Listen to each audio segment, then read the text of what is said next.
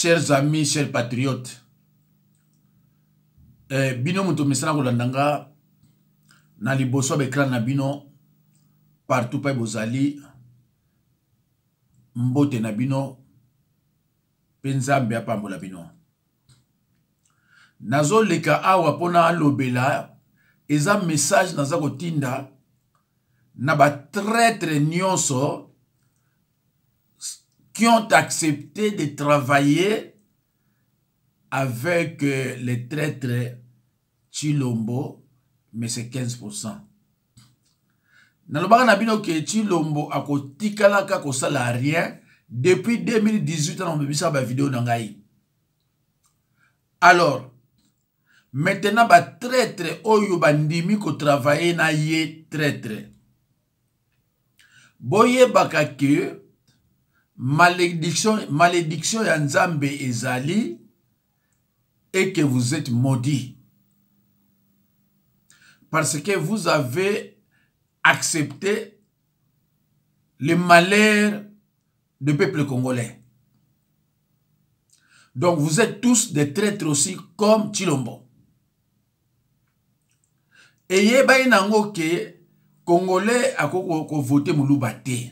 Wana Batunios va bien que un Congolais a voté Moulouba te. Pourquoi a voté Moulouba te? Parce que Moulouba est un menteur, père est tribaliste. Il y a un moment qui n'a pas élection, le peuple congolais va voter qui était. Le peuple va voter qui est. Il y a un temps où Babimisi mais c'est 15%, Batunios va se faire la quitter. Alors, bino kuna, bino siko yopona nzala, to bondimi ka bosa ba traître, bondimi bo travailler na Monsieur Chilombo. Mais c'est 15%. Mais, bandeko, tant boza kondima, ko travailler na ye, est-ce que boza komi tuna, po ba nomme ye, ba yokana ki ndenge nini? Est-ce que vous allez réfléchir profondément pour que vous ba nommer ye? Ba yoko na ndenge nini? Po ba longo la fayulu et pa iwana ba Chilombo ba yoko na ndenge nini?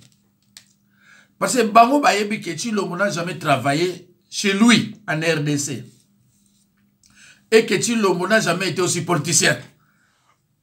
Pour soi c'est politicien de travailler na mboka na ye.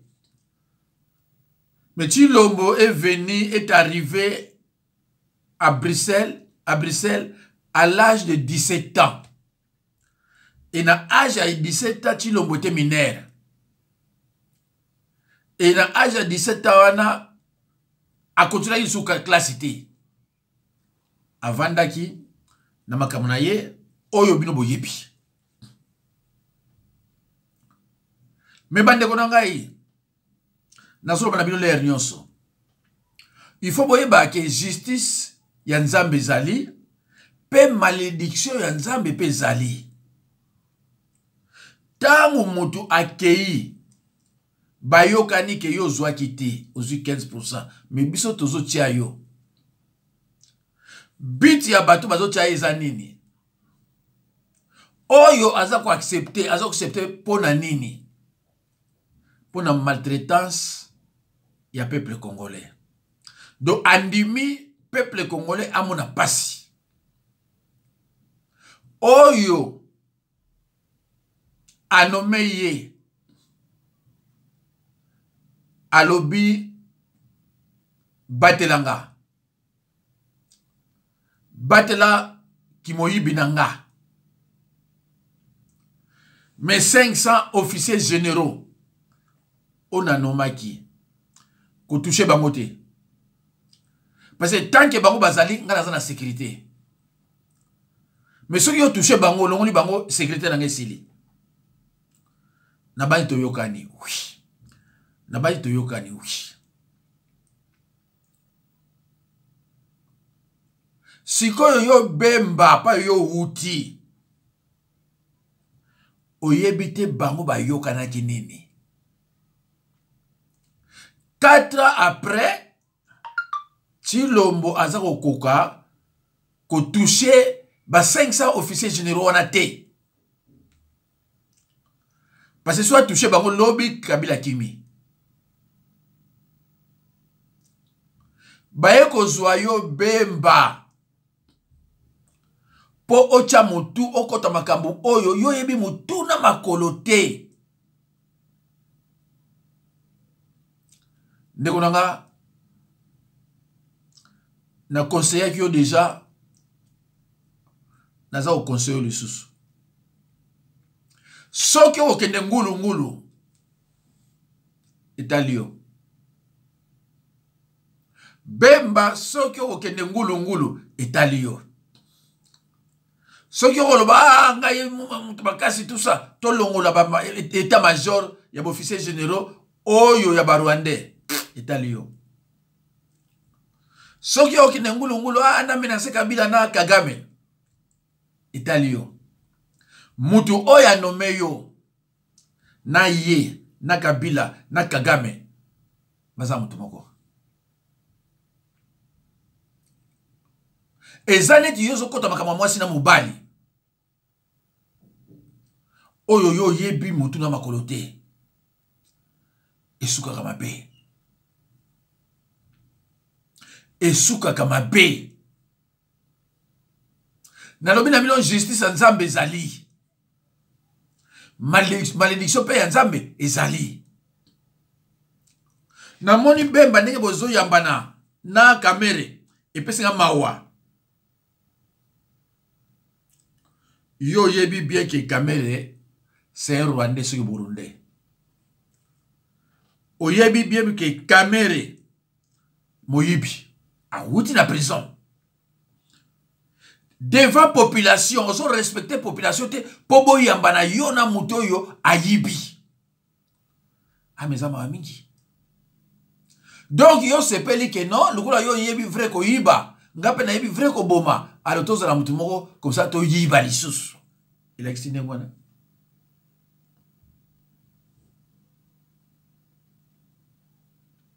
Tala. Donc, ozo zoye penza mutu na yo. Muto yo peuple alingi te. Muto yo peuple alingi ata mukete. Mais yo oyambani na ye. Ozo pesa na mbote atake bankai. Mais beba yeba yango ke sisi sanza belali. Parce que ngana yebi ke yo ko sale loko te. Parce que soki olingi ko meka o sale loko e ko bebila yo. Soki olingi ko luka o sale loko e ko bebila yo. Parce que batuto pa ba yo kana makambo yo ala kite. Ye a mesala na économie baluba. Osa ko se poser question te ndengeni na zu yo mungala mute Équateur akene ko chia yo na défense 4 ans yo zala kino kaka acha ko te pourquoi il faut réfléchir 4 ans aux zala kina yo na RDC acha ko te place na pourquoi parce que à quoi ko sale l'autre côté Zalama ele beba Zalama ele ozali na boloko biso ba musutu na regretter po ozomela na boloko mais soki yo ye oke ngulu et que ba problème parce que tu l'omboa za wana presque 300 voyages aucun investisseur tu l'omboa tamboli partout pour na olobake nous sommes agressés par nos ennemis, entre autres Rwanda. Est-ce que vous occupez? Est-ce que vous répondrez? Pourquoi vous répondrez? Parce que vous que bakangi bino armée. Na bakor na bino, bloqué bino armée. Le quoi a bloqué bino armée, mutako telema po abunda kuna zate. Pe akozalate. Mais ce qui est sans réflexion, beba, au réfléchir, au lobinga ga, ah, ne ko regretter. Vous avez surtout affaire à un ennemi qui ne parle pas. Zala na ennemi na yo o alubaka. Ozo comprendre la position na ye. Mais o alubate afandi ka boata na kabino kabwe. Keba. Nani Kagame massacre ba Hutu. Basala ni. Est-ce que autant la film on a ninge baso bomba ba Hutu? Basala ni. Communauté internationale, Kagame on va faire pona ko sabino. Pona ko sabino eloko zate. Nanga alobaki boye. J'étais contraint. Il était devant une contrainte. Il y a collègue Chilombo. Pour éviter Bédissan.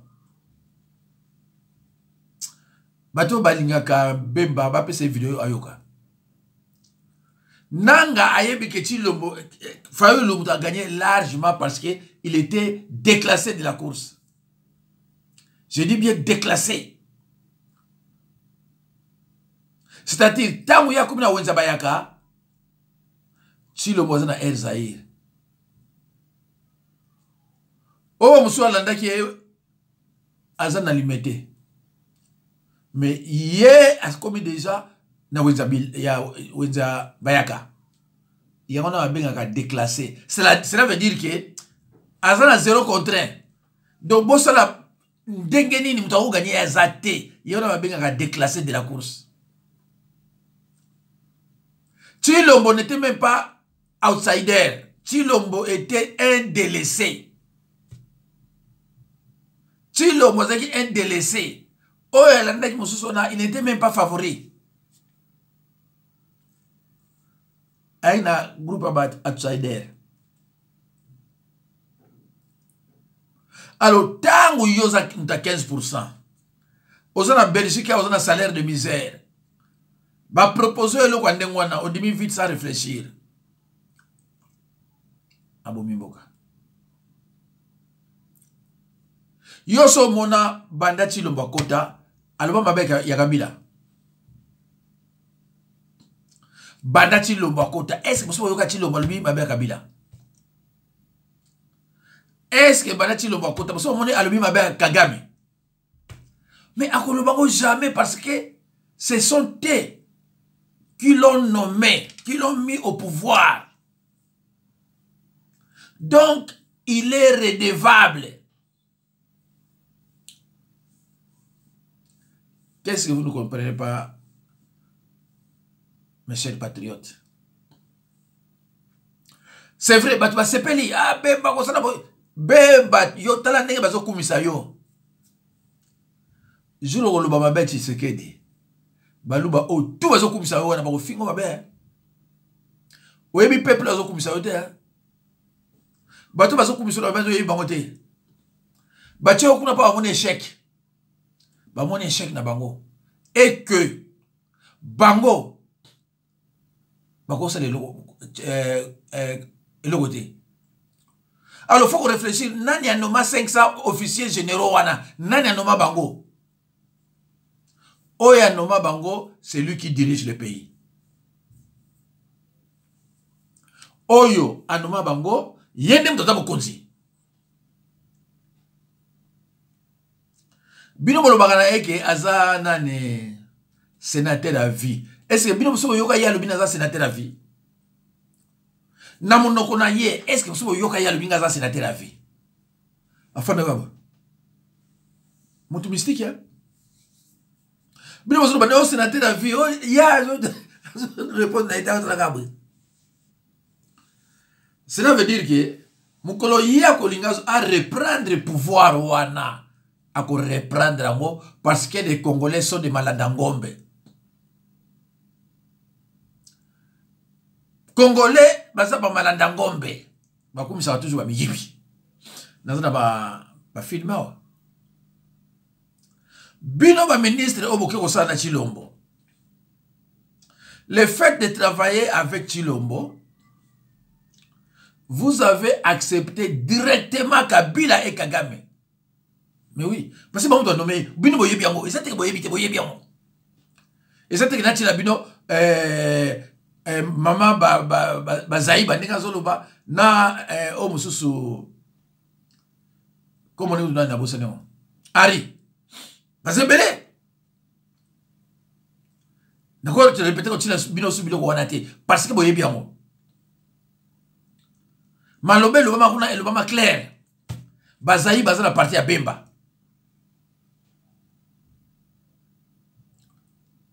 bande kuna nga soko ça ndeko na ministre il y a PDG il y a gouverneur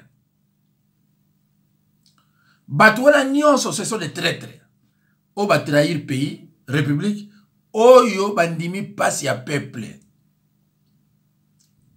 lelo oyo balingi ba boma ba métis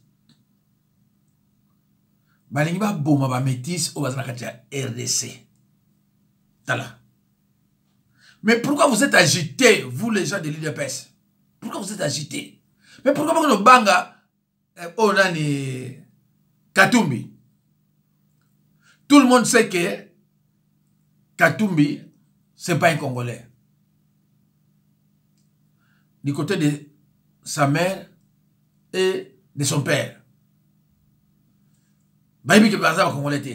Son père est juif italien, maman est zambienne, donc il a aucun goût de ça congolais. Ben va voter. Mais si comme nous mettons son agneau à cause de Katumbi.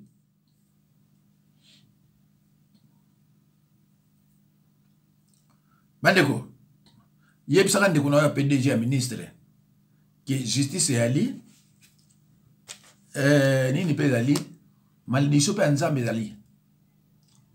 Bon, on a Israël, tu me dis la raté, pour nani, boulou boyeba. Bandeko, Bible la justice élève une nation, mais le péché est la honte du peuple. Alors, tant qu'on va nommer Chilombo, Chilombo andimi yango. Donc, à son injustice. Likambo est commis injuste.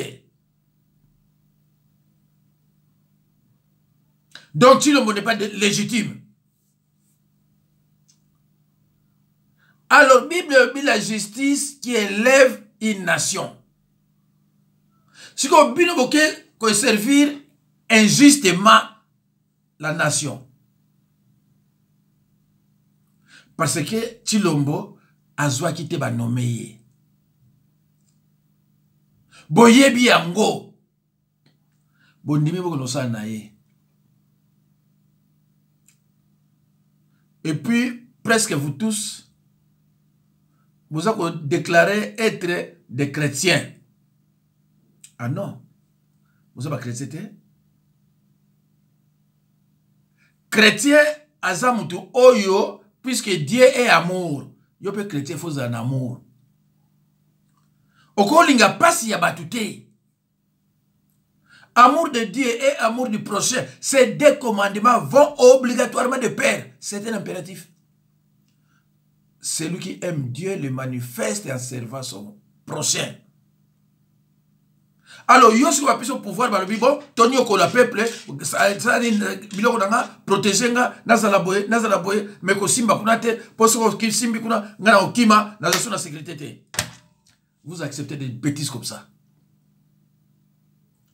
Alors, yo be bemba ozoko no yamba ko yamba moyibi ou a na prison. Kaka moyibi ona ba condamné ki ye. Kaka bat ba no maki chilo ba bibi bisa isiko.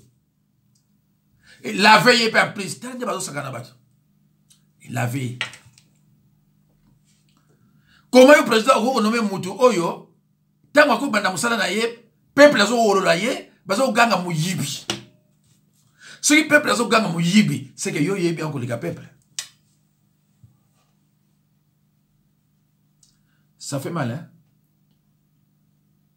Ça fait très mal. Mais justice à Nzambe, ezali.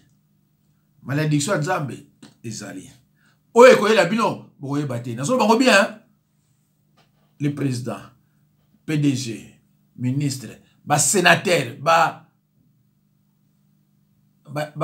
banane, ba député, bino nyonso, vous êtes maudits, bino tout. Député, mandez aussi là, à salir rien. Député, mandez aussi là, à salir rien. Na tout ni député moko, SMIC n'a pas besoin combien? Député ebi SMIC te. Botro ba Molière, ba Eliezer, wana nyos ba étranger, tout na bango. SMIC ya mboka na bino za combien? Ba ebi nous SMIC za nini? Mais si mboka kuta mala ndengeni. Mboka oyo sénat nani parlementaire. Même mboso. Soko tu ni SMIC na mboka na bino za combien? Ayebité. Mais comment vous travaillez dans mboka oyo SMIC ezate? Comment vous travaillez dans mboka oyo SMIC ezate? Même de bango, oh SMIC ni nona. Vous êtes député? Mbongo zo bima kamera yibi député as yebi na yebi tuteke mbongo bimi. Bazo tonga kingakati député yebi no tuteke kingakati no tonga ma bato moko soma me kuna avion moko soma me député yebi te. Ah ndeko na omboka markeni. Omboka ya ndenge nini? Comment mutu moko ko simba bino nyoso otage asala oya lingi.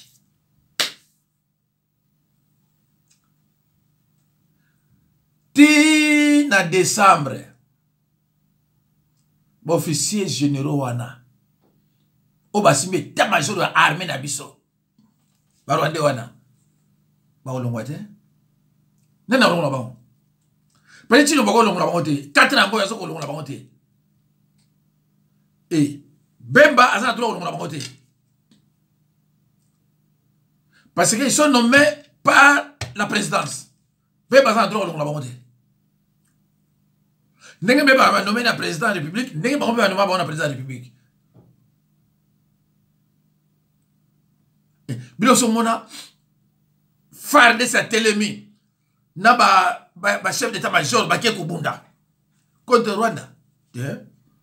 Chilomba yamba Rwanda ayamba Kagame awa na vrai bokonzi. Bozana ba bilo na ye oye a déclaré. Si en décembre, état-major wana et vous continuez.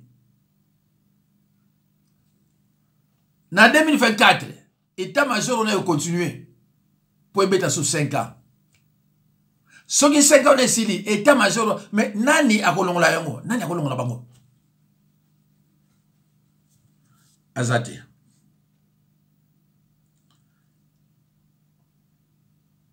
Ndeko Bible le benabiso dans le bagi awa la justice élève une nation. Proverbe 14:34. Faut qu'on vérifie rango. Bino mutu boza ba ministre ba député ba parlementaire boza ko déclarer boza ko se déclarer boza ba chrétien. Na pas no verset biblique. Toke na 1 Jean 2:15. Yoka Bible ndenge lobi. N'aimez pas le monde, ni les choses qui sont dans le monde. Si quelqu'un aime le monde, l'amour du Père n'est pas en lui. Celui qui aime le monde est l'ennemi de Dieu.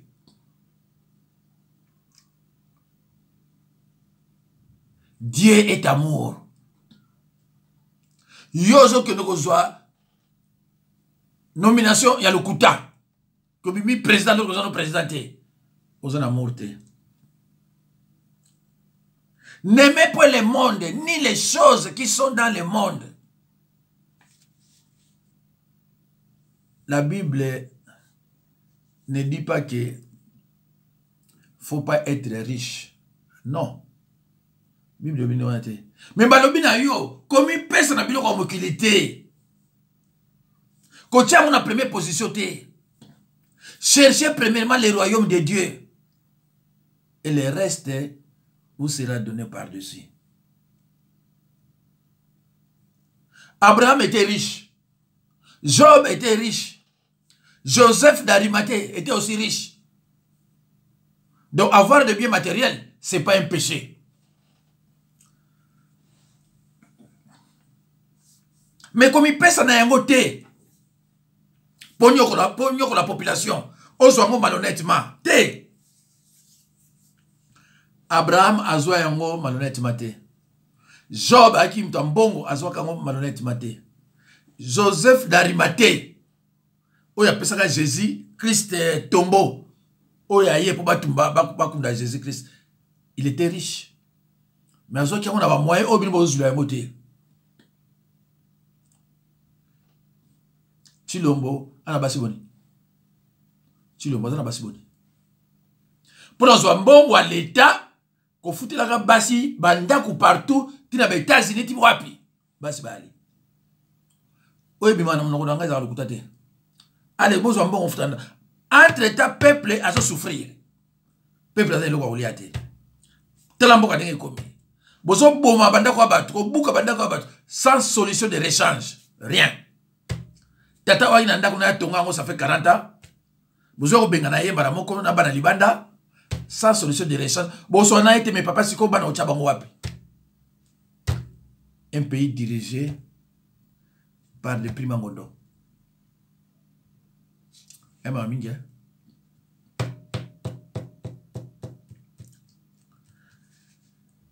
Matthieu 5, 37. Matthieu 5, 37. Bon, la Bible n'est pas que votre parole soit oui. Oui. Non. Non. Ce qu'on ajoute vient du diable. Oh. Beba. Yo mutuna parti na yo. Et l'obina batouke. Et à prendre un bateau qui m'a baqué. Yo zo qui no 15%. Toloba yango déjà. Oya ko trahir a ko zoli kama. Bazayi bazo lo bango muta parti na yo. C'est-à-dire boloba ki non, to sa na yo te. Mais qu'est-ce qui fait que et logoni ya sika ya malamu o sali ke bon no travail na ye.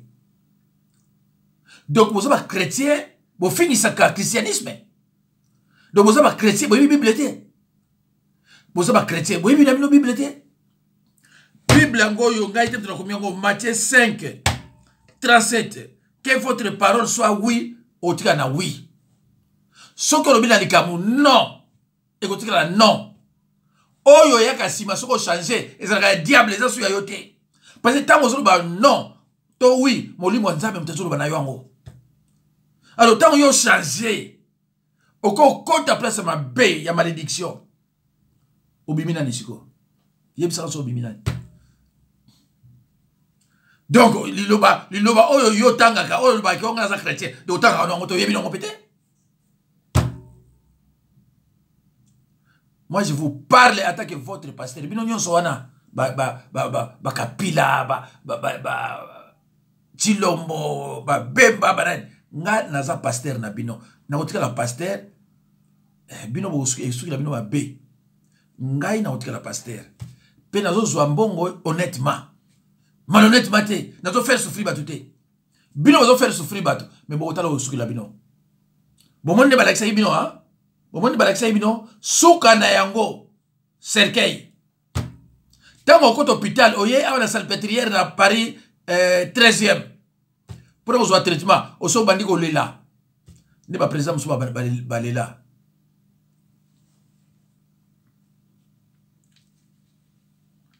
Matthieu 5, 8. Matthieu 5, 8. Heureux ceux qui ont le cœur pur, car ils verront le Seigneur.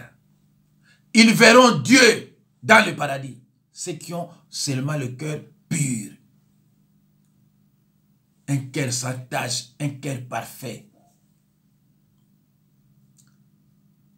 cœur de celui qui a accepté Jésus-Christ comme Seigneur et Sauveur. Celui qui mène une vie de sanctification. Autant dans la Bible bien. Yo déjà aux litigés qui n'ont pas bana bateau dans Centrafrique au Boma au Landa ba pique mais sur la marque biloko au bois bango mususu muyibi donc faut y ba ngai te Bible ntolo bango o ba ke li wana yo ozo ke ni ba mona lié des tourments beba chilombo kamere na miniti oyo liwe lo bakate soke zuyo yeba yango ke mbala mo na lié des tourments séjour de mort peba ko tuna yo bemba pasteur Jacques Dinabanza yo kakaye te oyebiye d'ailleurs est-ce que oyebiye na yebiye ta on baka na yebiye koto ozanango koto ko ozanango parce que nzambe tsenga pour na perdre le souffle na ngaité pour na boyo ka bocha en pratique ngaba ngabino ngaba ngabino ngaba musa nzambe mais na linga va politicien on va soutenir la droiture mais on va que des gens qui va monter alors Ecclésiaste 1:2 vanité de vanité biloko so mokili babi eza péché te kozanango mais yeba yango ke sala bisala